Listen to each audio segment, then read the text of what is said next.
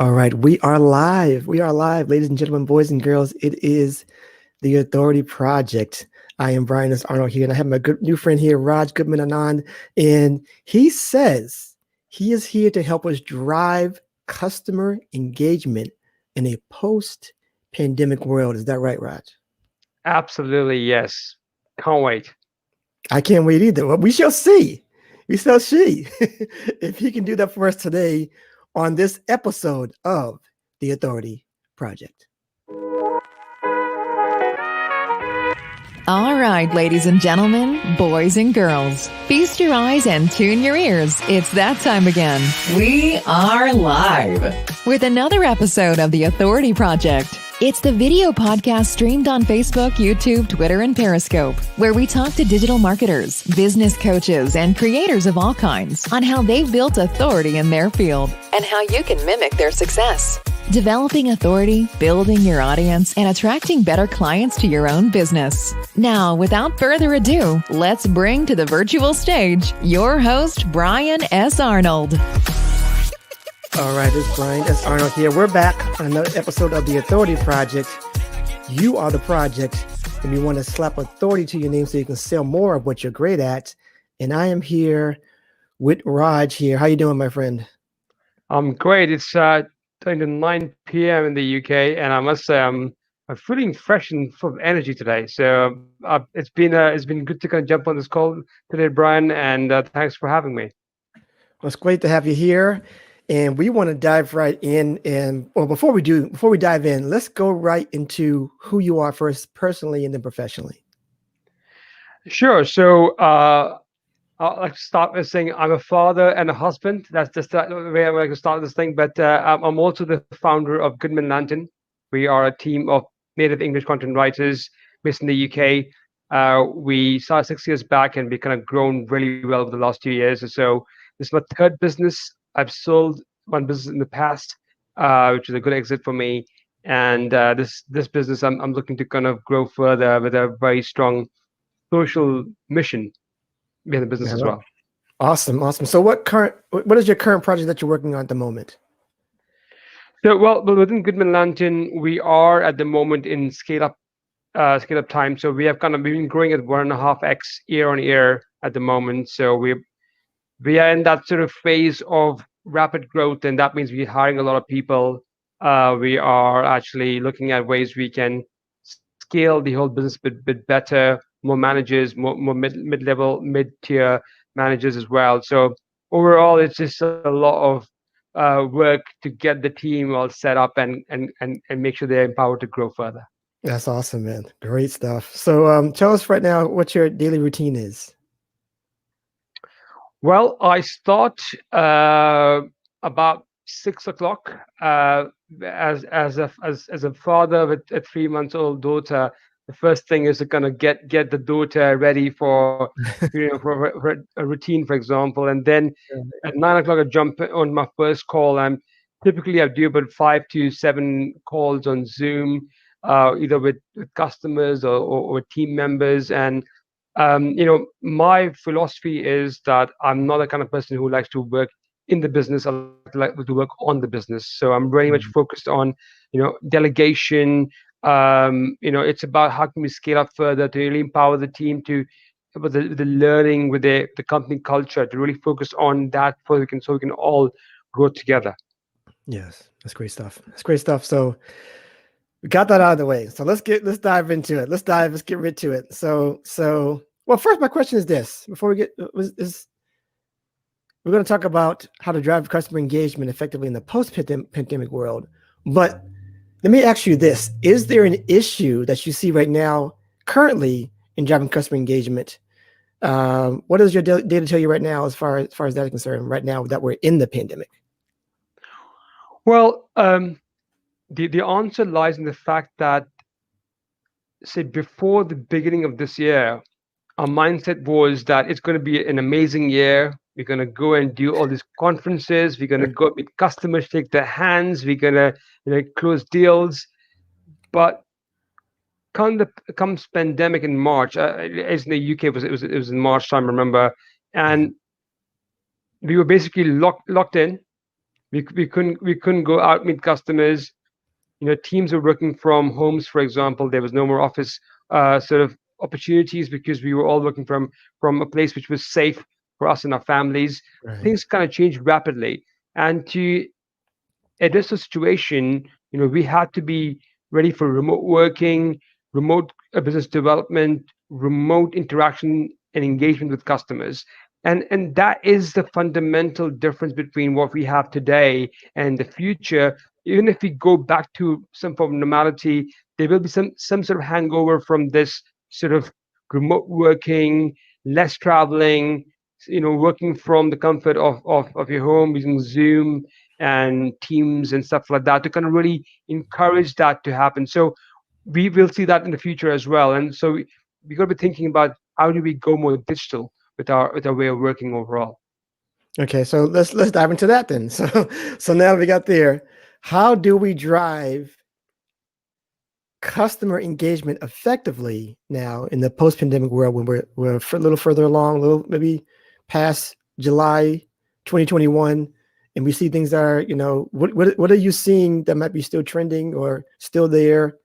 And how do we do that? How do we do it now effectively in the post-pandemic world? Well, before I jump into the answer, I want to kind of give you a bit of a background on why this makes sense, why I'm the kind of the authority, as it were, in the Sure. space of digital. So before I started Goodman Lantern, I used to work for a company in Europe where I helped them grow from 7.5 million euros of revenue to 45 million, and that was on the back of telling stories, really driving in the ability to kind of narrate ways to resonate with the customers. At the end of the day, especially in B2B in marketing and selling, people buy from people, and that's true for B2B. That's true for B2C. Whether it's Richard Branson from Virgin, or whether it is Elon Musk trying to sell to the government. At the end of the day, people buy from people. So storytelling is super important to resonate and to buy from people, and that's how I was able to sell more.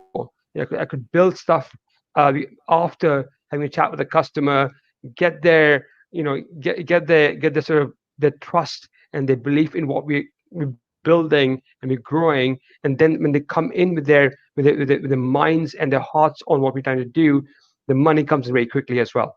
So in the post-pandemic world where we can't really meet people, or well, not as much as we did last year, for example, Right. we need to kind of be ready for this mindset of digital first.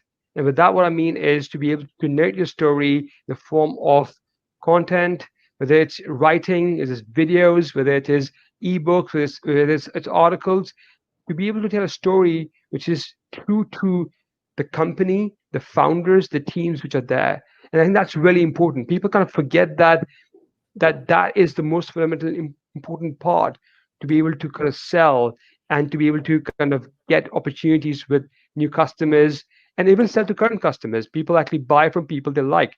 They recommend them, and more so if they like them and like working with them. Stories. So I like that. I like that.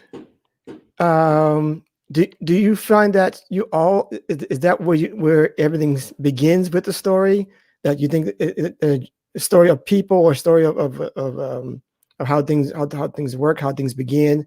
Do you think people are encapsulated by that? Because I can just give me one example here. It's like I see this a lot on TikTok, where you have this one person who will say, I don't have any followers, but here's my story.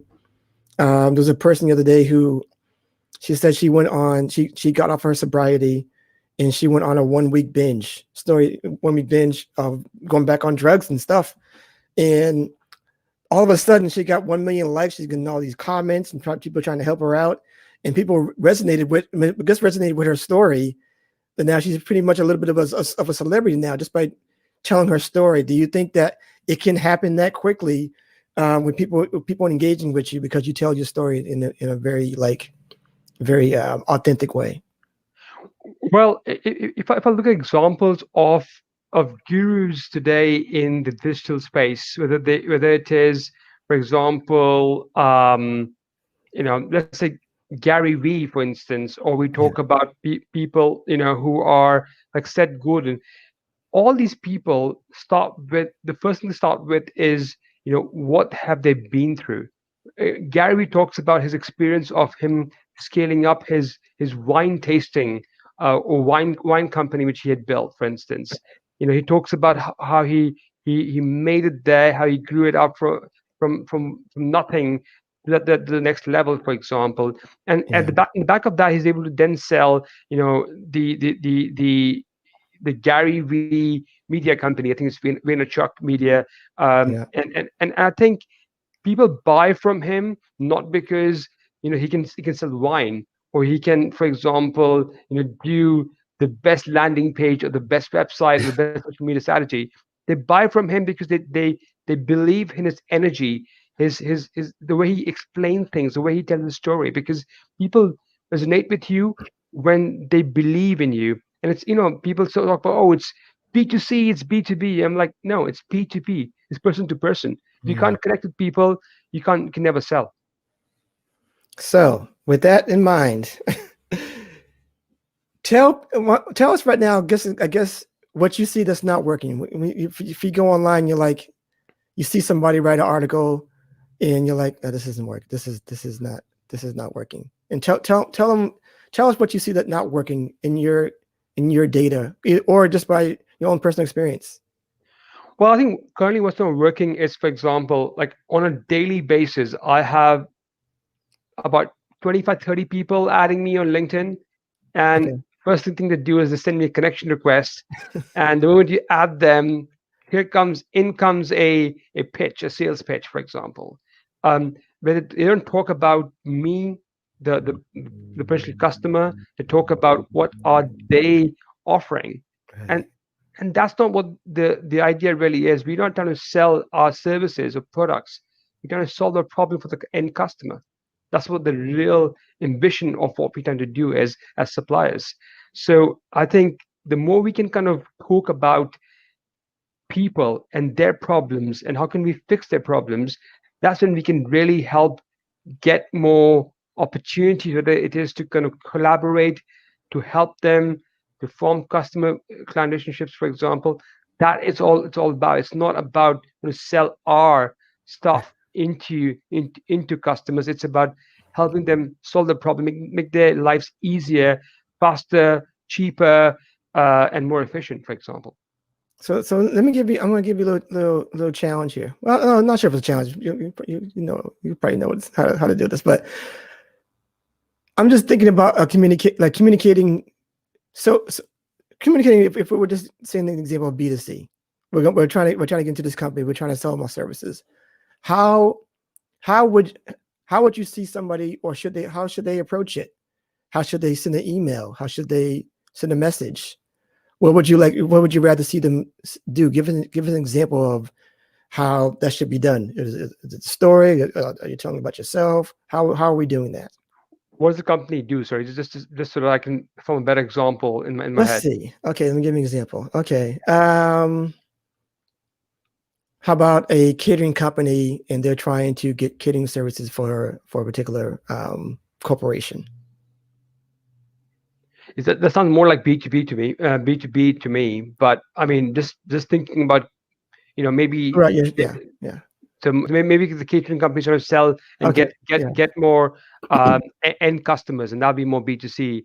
But in B2C, it's about understanding, and that's pretty much true for B2B as well, which is what is the proposition of the catering company, which is so unique that people will use them as a catering provider.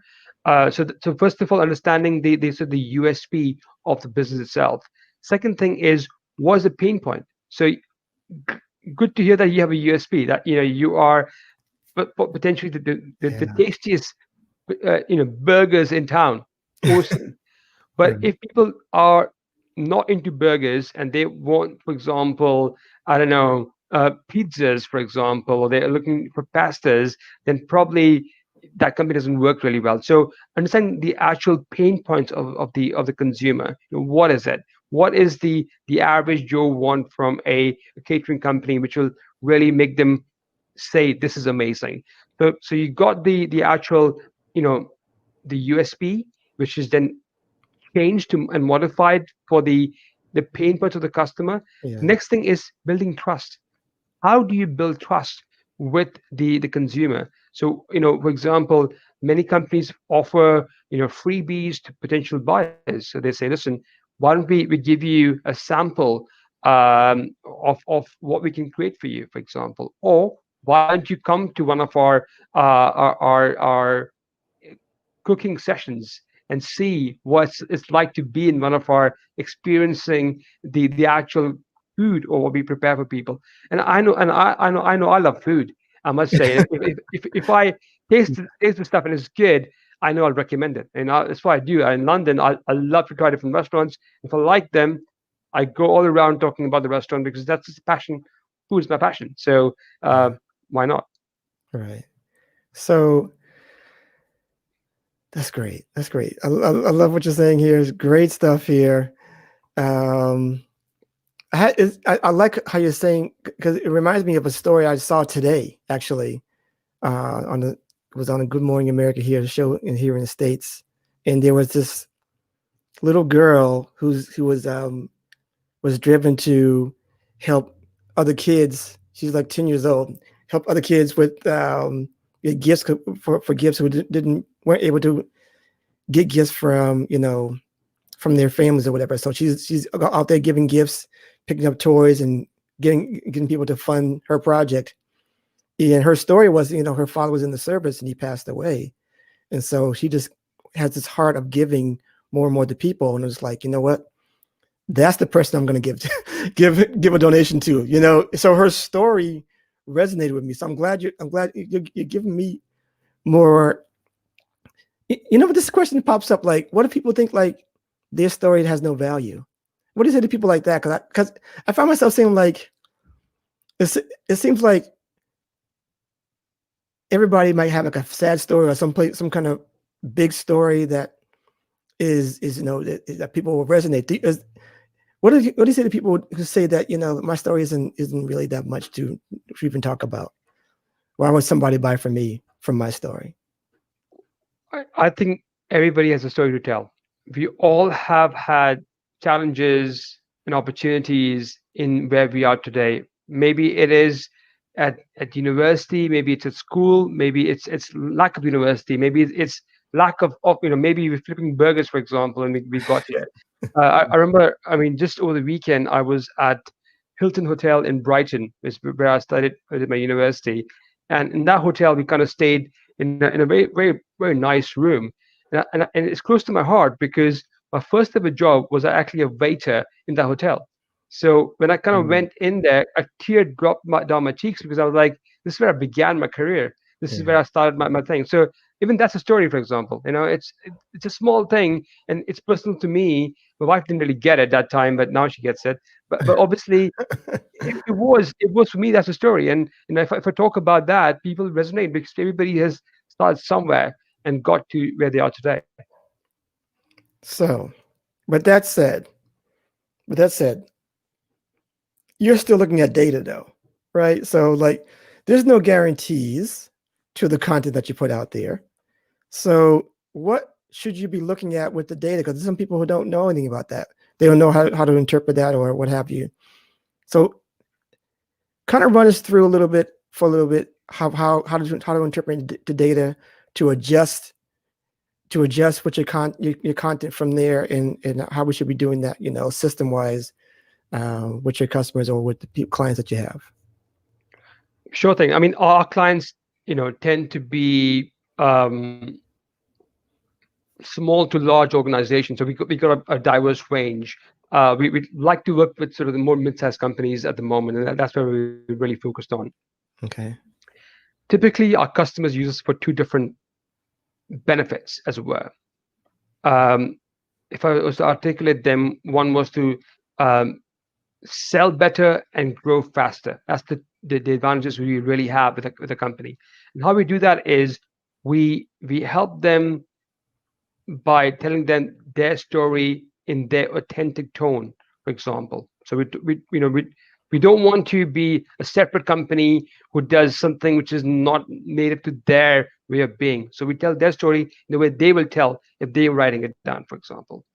And second thing we do is to actually do SEO as well. So we actually optimize the content so that it ranks better on things like Google. Now, many companies you work with actually don't have that as their prime focus.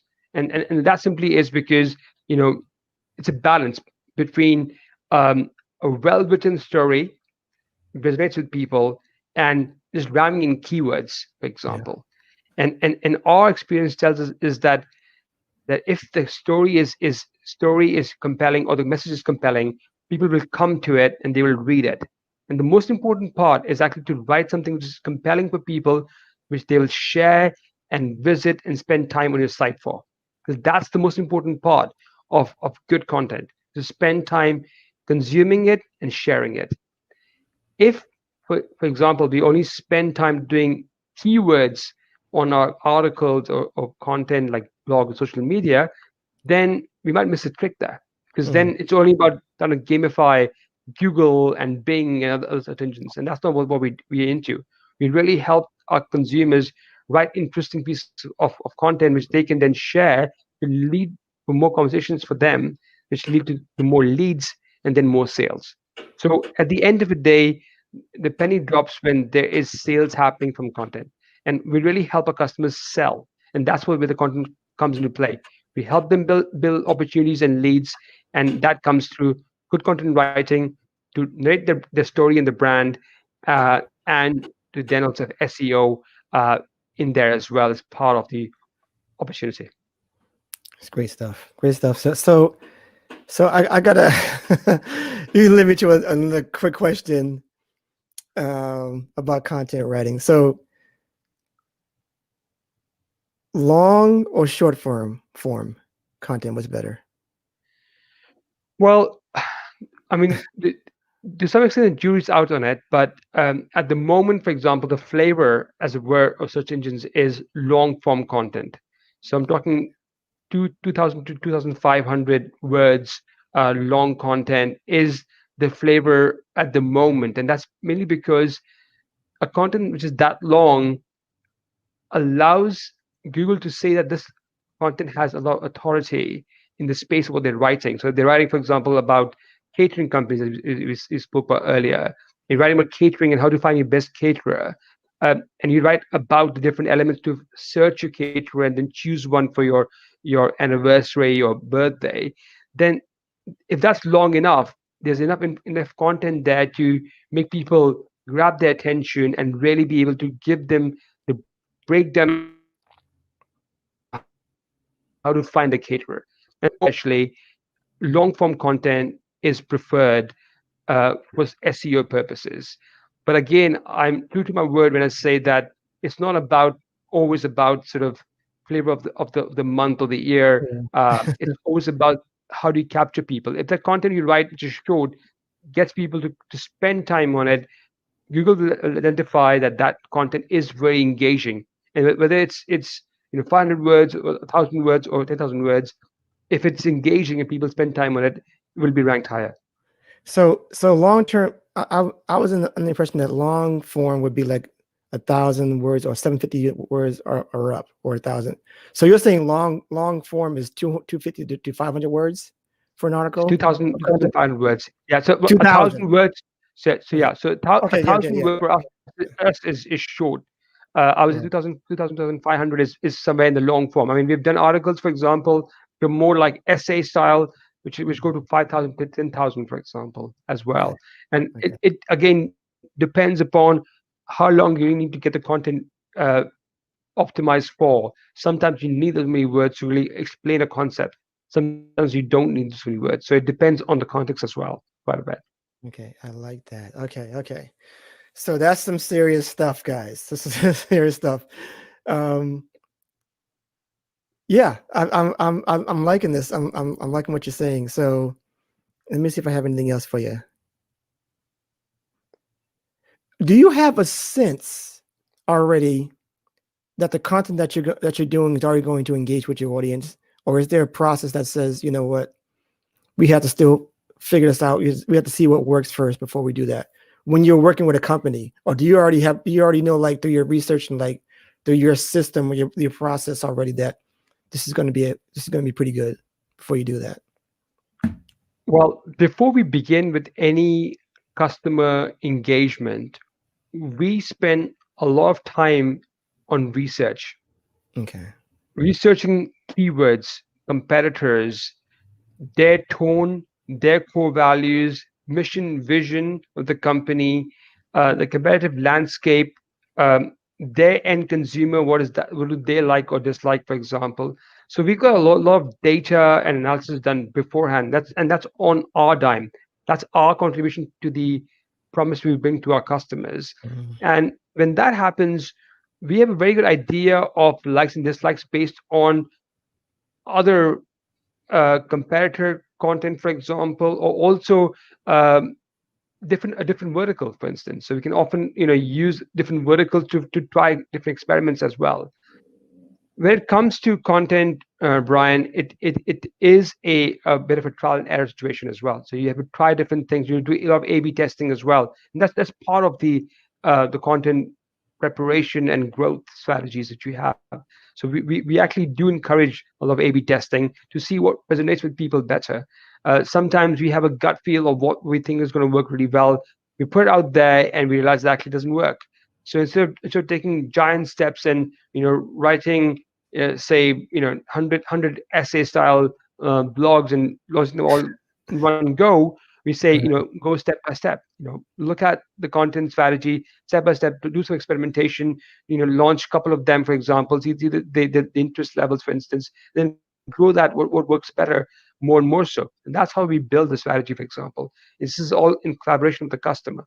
It's very important that we use their insight into their industry and their knowledge alongside our knowledge of content writing and our knowledge of what we do with other customers, for example. So the combination is a winning combination. And we always say collaboration is a key to kind of making this work really well for any client we ever work with. This is great stuff, guys. So I'm gonna take this little moment to say and encourage people just to go ahead and hire this guy before you try to do this on your own. Don't do this at home, folks. But because it is in depth, it does take work, and but it does work if you do it correctly. And I think you guys got a great system going on here. I do want you to tell us though, for the people who still want to attempt to do this on their own, what tools that you think they should be using when they go through this process, possibly, if you could do that right now for us. So I mean, it again comes down to what are they trying to achieve. As I mentioned, we do stuff like content creation for social media, for marketing in general, e-commerce, long form content like ebooks, or white papers, for example. So it kind of varies quite a bit. Saying that, I mean, if you ever want to kind of try out what we do, for example, there's actually a link just now popping up on Brian's screen, which is free trial actually. So you can actually try us out for free. You sign up to this link, and we will be happy to offer you a free trial, a couple of articles or blogs, for instance, to see what's it like to work with Goodman Lantern and how we bring our insight into to helping you with content itself. So this is a good example. But those are of ways we do this. I mean, there are tons of um, platforms out there which can help you achieve keyword research, for example, comparative landscape, organic versus non-organic traffic, for instance. We recommend using them all. It's not only about the tools itself. It's like being in the kitchen. You have the knives, you have the peeler, you have the vegetables. It's about how do you cut it properly, how do you chop it properly, how do you put it in the pan at the right time, and get the end product out there for you. So, true to my word, I'm a foodie, and I often like to give examples of dishes when I possibly can.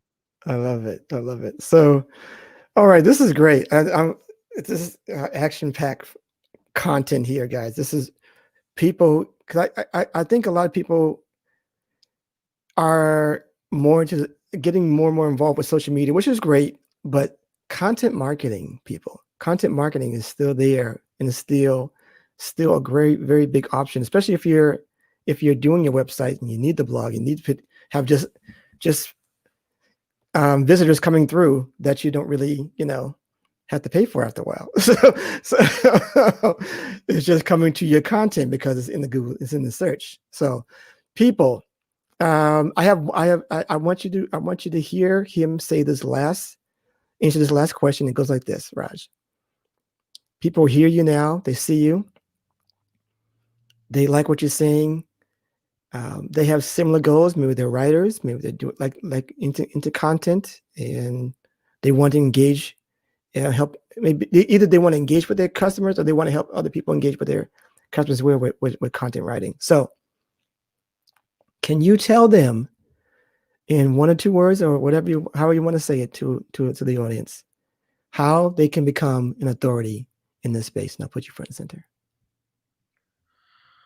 Well, content is a gift that keeps giving. Unlike other forms of marketing or selling, content is a gift that keeps giving. I think at the end of the day, it's to be authentic in the tone, in the way you talk about the company you're working with, for example, and to really understand their mission, their vision, their core values, and really understand what they're after, and then put that into the form which people understand. At the end of the day, if you write the content which is useful for people, they like what they see, they like to share it, you will get a lot of eyeballs. And eyeballs generally implies you be getting some interesting opportunities, which means interesting leads, interesting sales. And that selling and sales is the lifeline of any company. So effectively, as a copywriter, as a writer, you're helping a company win a lifeline, which is amazing. So guys, keep at it, you know, believe in it, and be authentic as you write the content you're writing for yourself or for your customers. Great stuff, man. That is awesome. Raj, you're awesome, man. This is this is perfect content. I hope you guys got a lot out of it. I know that I did. And it's so funny because I'll be honest, I kind of abandoned the content writing for a while. I was getting all socialized, and then I'm just like, you know what? Let me come back to my roots. My roots are in writing, in content writing, and doing that. So, and it's so much fun. It's so much fun for people who write. I should say that. I mean, it may not be fun for everybody, but it is so much fun to engage that way and be able to write your story and write with your personality and get it out there in that way. And if you can't, go get to goodmanlantern.com/subscription /sign up. Well, you say it. You tell them where to go after the show, Raj. Well, what I'll say is Google us. Google Goodman Lantern, and on the top you'll see a free trial button. Click on it and then sign up to it. It's a quick and easy form to fill, and you can get a free trial of us as well. So I suggest go and do it now. Awesome. Goodmanlantern.com. Everybody, this they I think they got it. I think they got a good thing going on there. So please check him out. I'm so happy to got you on the show. And hopefully we can do this again, because I want to revisit this subject as well later on. I hope you'll be able to come back to us. But that's it. That's all for this show. Unless you have anything else you want to share before we get out of here, Raj. I just want to say, Brian, thank you very much for the opportunity. I've really enjoyed the show and lovely questions, and I love the energy as well. So thank you very much for the opportunity. Hey, honored, man. Honored to have you on here. Thank you so much, everybody. We'll see you on the next one. Build it, share it, and they will come. And that's all I have to say. We're out. Goodbye.